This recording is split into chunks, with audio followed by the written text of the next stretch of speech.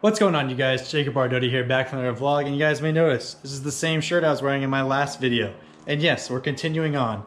Today we're going to be washing the car, which now the sun has gone over my neighbor's house, so we're good to go for it as far as the sunlight goes. My house is really weird, so that's one of the first tips already right off the bat. Have a good spot to wash your car. You don't want it in direct sun, especially if you're doing it at your house.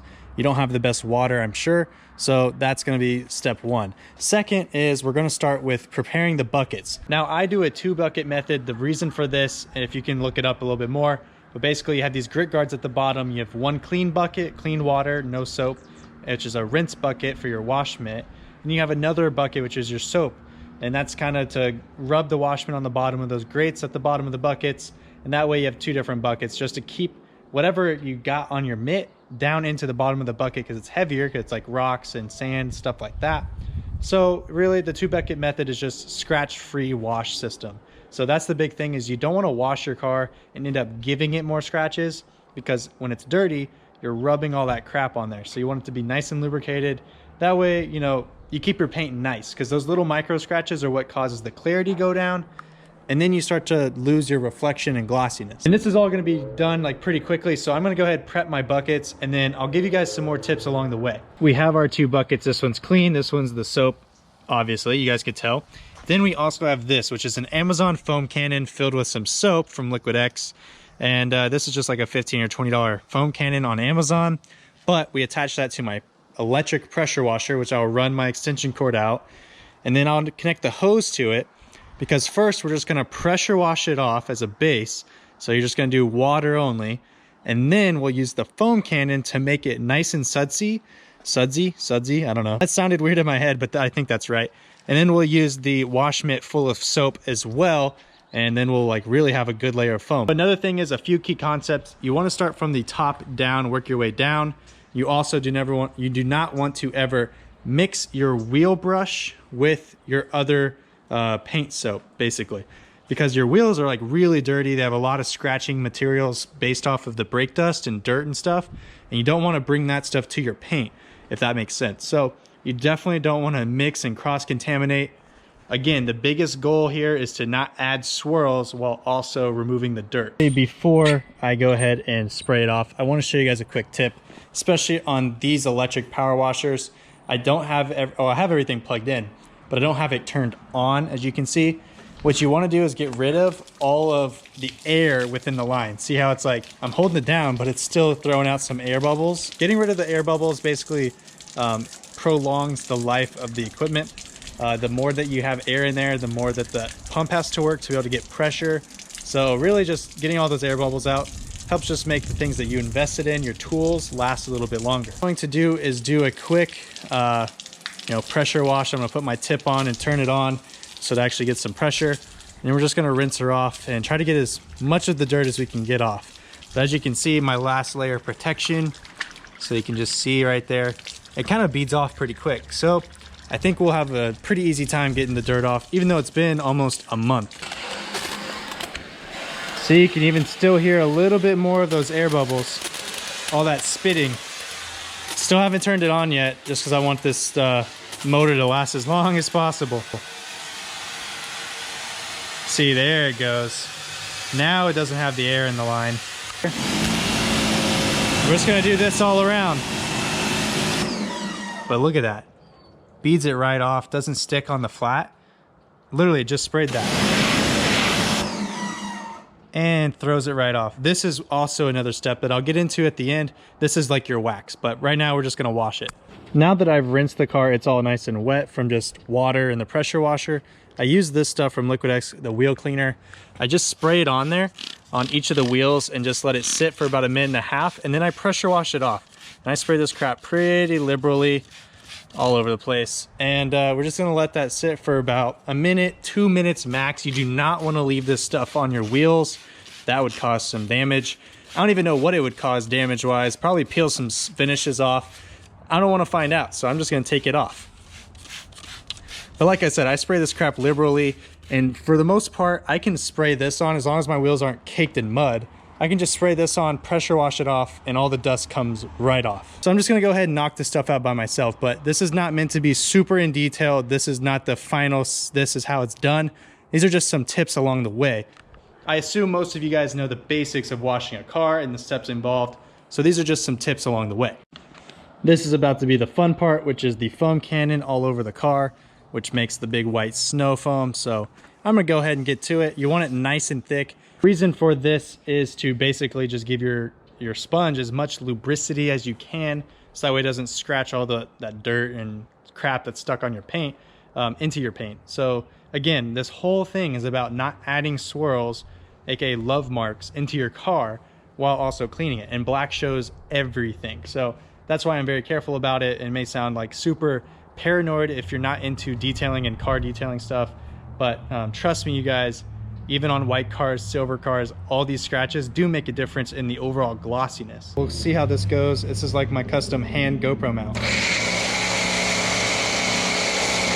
That looks like it's working.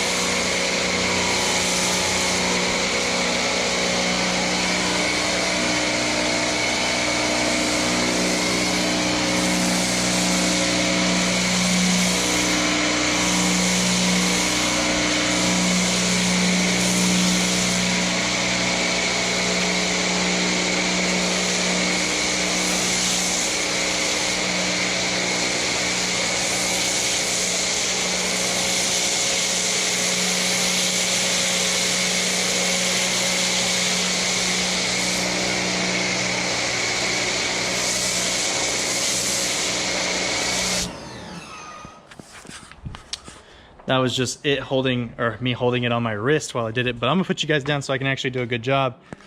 This is just one of the most fun parts because it transforms the look of the car. It makes it look like it's all covered in snow. Now that the car is properly snow foamed, we're gonna rub our wash mitt, which I just use a microfiber wash mitt like this, in our foam or our soapy bucket. And then we also have this. This was unused, by the way, because I didn't actually touch my wheels with it, so that's why it's safe in here. But you would not want to cross-contaminate a wheel brush with your paintbrush. But the idea is whenever you use it, like you do one panel at a time. So for example, this hood would be one panel. This is going to count as one. You'll do the whole hood with this, half of it on this side, half of it on that side, like flipped.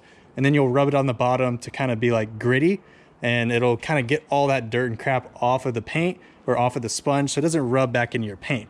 So I'm just gonna do a panel and I'll show you guys what I'm talking about. Also, it does not require a whole lot of pressure. I'm kind of just I'm just like resting my hand on it and moving it around because it's so soapy. It just slides all around so easy. And that would be counted as one panel. So you'll rinse it in your clean bucket. So you kind of do that and rub it on the bottom because there's these grates at the bottom. And then you do the same thing, you dip it in the soap and you start on your next panel. So it'd be like your fender. And you just repeat this whole thing. Try to split the car up into a bunch of little sections, like your door, your hood, or your roof, rear quarter, trunk, and rear panel. Just try to split it up in as many sections as you can, so that way you don't cross-contaminate. Kind of as expected, we are running out of light, but I just rinsed it all off. So this is a clean vehicle. So there's nothing on it. As you can see, the water is not throwing itself off anymore because I kind of washed that off. That's the protective layer. Now we're gonna dry it, which if you have a leaf blower that is like electric or something like that, this is the time to use it. Obviously don't touch and scratch the paint with the tip, but get as close as you can, get all the air, or get your air all throughout the cracks. Now when it comes to drying, I use these nice waffle weaves. These are huge, so whenever you spread them out, you really only need like one of these. I mean, look at how big that thing is. You really only need like one of these to dry your car. Again, not a lot of pressure. You don't want to be scratching it. You definitely do not want to use a beach towel. You want to use a nice microfiber. Another thing is if the microfiber touches the ground, it's done. Cut it out, throw it in the washer, whatever. It's not going to touch your car's paint because all that crap that's on the ground is going to get stuck in those fibers. It's very like sticky, staticky. I'm sure you guys know what I'm talking about with microfiber. So whenever you do that, you're just gonna scratch your paint because it picks all that stuff up and you're rubbing it against your car. Not a lot of pressure. You're just gonna go ahead and do the normal drying procedure, straight lines as best as you can. Try not to do circles just because if you do accidentally scratch, getting a line scratch is a lot easier to get out than a circle scratch. Before we ran out of light, so I pulled it into the garage. She's still crying in a few areas. I know that there's gonna be a few like wet spots, like right here is a big common issue. the door handles. That's usually a common issue right there. So there's still gonna be a little bit of drying going on. See, I dropped this microfiber, came out of my pocket. This one's done.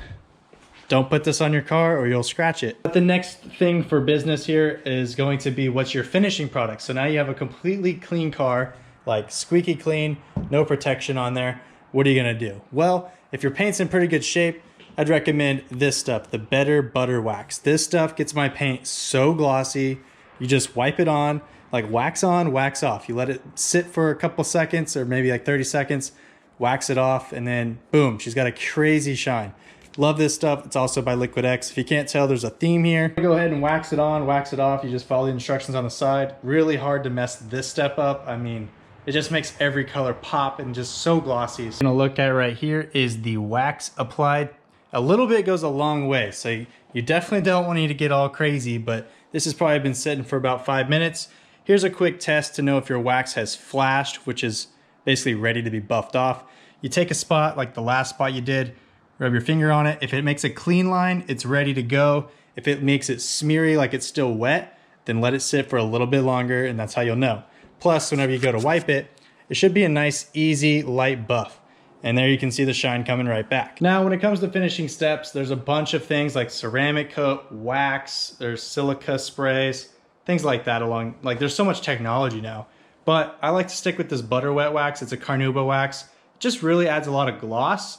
Not so much long-term protection. There's another product for that I'll probably put on later on. But for right now, I just want that crazy gloss back. And you know how black cars look when they're nice and waxed? So I just went with the standard wax, but use a nice, soft, clean, fluffy towel. Again, not a lot of pressure. Literally like my fingertips could be doing this. So I just have enough grip to get my fingertips moving. And other than that, it's kind of just wax on, wax off. So I figured I'd swap to my iPhone cam just because the GoPro, I don't know if it shows the cleanliness or the gloss really well. So I figured why not swap to the iPhone, because I know this one will show you guys pretty well because it's 4K, like crystal clear. This iPhone camera is crazy. So without further ado, let me show you guys the finished product. Keep in mind, I have not put on my tire shine. Usually let the tires dry overnight and I'll do it on the way out.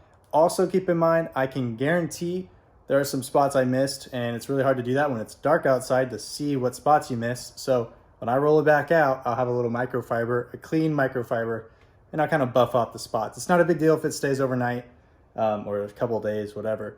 But I will have to do that whenever I actually have the sun to help me out. So without further ado, here she is all glossed up, shining like a diamond. I mean, that paint, dude, I'm telling you guys, the Better Butter Wax from, look at that, it looks like a mirror.